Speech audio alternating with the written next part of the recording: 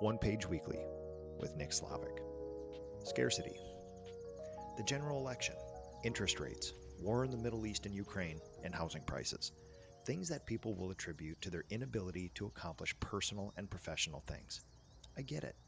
The price of the average home in Minnesota went from $250,000 to $400,000 in a short period of time. It wasn't long ago that we could buy that same house on a 3% mortgage. It's now 7%. Generalized, leads for our businesses cost more and are harder to get this year. But compared to what? Leads were down for me this year as well. I got hyper-focused on this issue for months. The data from 2023 did not ease the stress. Neither did the data from 2022. I had to go back 4 years in my business to find a time that mimicked our current economic condition, at least with the data from my business. No surprise, there was a huge downward spike in leads in early 2020, COVID, then a huge upward spike. That spike didn't lower for 2 years.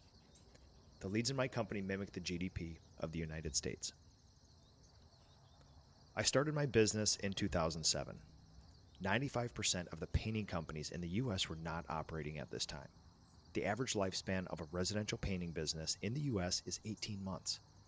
95% of the painting businesses in the U.S. were not operating pre-COVID. And we have a short memories, lots of feelings, and not so much data. In my first year of business, we saw an economic downturn worse than what happened in early 2020 because of a global pandemic. Because I was new to entrepreneurship at the time, I focused on immaculate paint jobs, ultra-personal service, and professional high-velocity communication. In a time where 1 in 54 people foreclosed on their home, 10% of the U.S.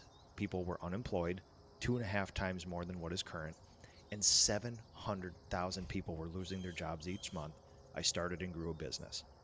Ignorance was bliss, and a great business strategy for me at that time.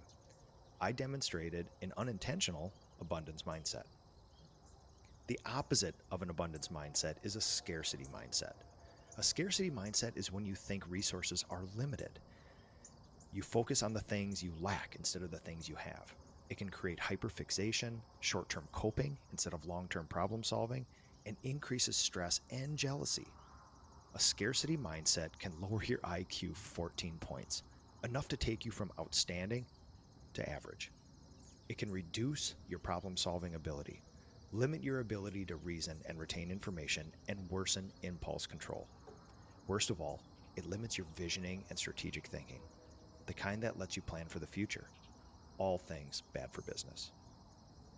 So you found yourself in a period with a scarce mindset, or I know our industry has. I found myself in a period of this in the last few years. Now what? Social scientists will tell you to practice gratitude, recognize possibilities, and stop seeing others as competition. This is as effective as telling someone who is sad to snap out of it and be happy. What worked for me was collaborating with others, leaning into relationships, and taking care of myself so that I could take care of others. It was the people who got me from a scarcity mindset to an abundance mindset. I started eating more reasonably, getting more sleep, being grateful for the small wins, and not being disappointed that I didn't do a moonshot each day. My mantra was, and is, take it easy, asshole. I was not present for my friends and family. I'm more now, and it worked. Our industry and many other industries suffer from a scarcity mindset. We're still in I have secrets and you're the competition mode, but it's getting better. The more of us that connect, share, and form friendships, the faster this abundance mindset will proliferate, and we'll all be better for it. In my scarcity of thinking, I forgot my people. I'm grateful they didn't forget about me. Go out there and make a friend today. This is One Page Weekly with Nick Slavik.